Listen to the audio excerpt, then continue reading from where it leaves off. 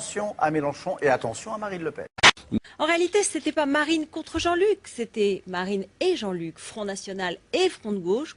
Populiste. Au moment où le FN et Marine Le Pen se retrouvent au centre du débat politique.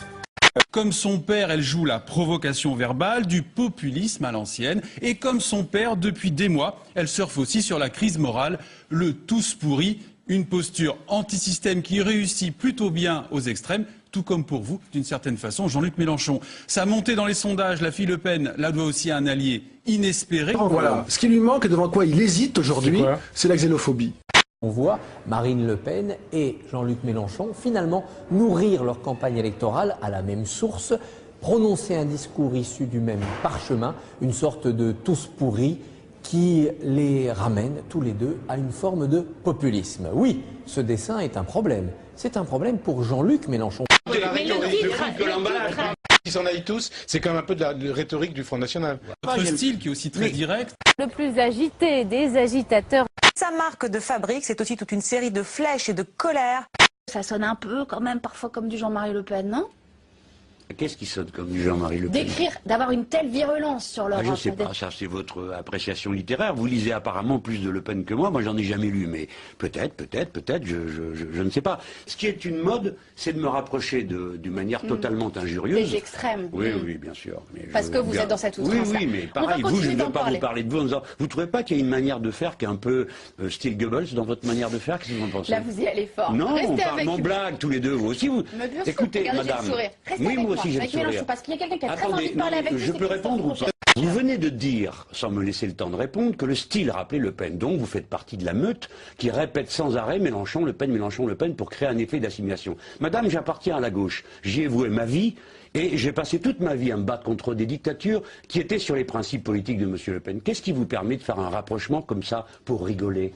C'est pas pour rigoler, c'est parce qu'il y a des vrais sujets, il y a une vraie question qui se pose. Non, c'est pas une vraie question. Quel rapport il y a entre un homme de gauche, républicain, socialiste et anticapitaliste et un homme d'extrême droite? Nous allons débattre. Vous parlez, vous avez l'air d'assumer. Très tranquillement. N'y a-t-il pas chez certains insoumis, pardonnez-moi, n'y a-t-il pas chez certains insoumis une fascination pour la violence? Madame Le Pen dit la même chose que vous finalement. Non, alors, on va une fois pour toutes. Ou alors, chaque fois, je propose que vous touchiez 10 euros chaque fois que vous avez cette phrase, ça commence à me saouler. Chaque fois que je dis un truc, on me dit que Madame Le Pen dit la même chose. Non, ce qui vous manque en revanche, c'est son éloquence. Mais reconnaissez, Alexis Corbière, que c'est une éloquence de plus en plus violente. Le problème, c'est qu'en vociférant, Jean-Luc Mélenchon n'attire pas ceux qui appellent en ce moment à l'insurrection. La question est simple que je vais vous poser. Est-ce que le gouvernement peut laisser en l'état tous les week-ends, tous les samedis, des manifestants piller, casser, enfoncer les portes d'un ministère et regarder faire? Vous avez entendu, vous avez vu que tous les manifestants, tous les gilets jaunes enfoncent les portes d'un ministère et pillent les magasins? Je vais vous poser une question plus simple.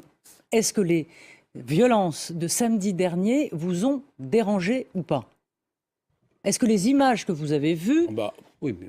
Éric Coquerel, est-ce qu'il n'y a pas à la France insoumise, au fond, cette idée que dans un mouvement, puisque vous le dites, de nature ou de forme révolutionnaire, la violence est d'une certaine manière inévitable et au fond peut-être même, peut-être même nécessaire. Je vais vous répondre deux choses. Je pense que c'est pas la solution.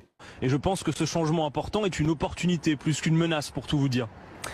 Merci Monsieur Catanès de contribuer à la haine ambiante contre les médias. Deux choses pour vous répondre très rapidement et puis je vous poserai ma question suivante. Non, la première, c'est qu'on a...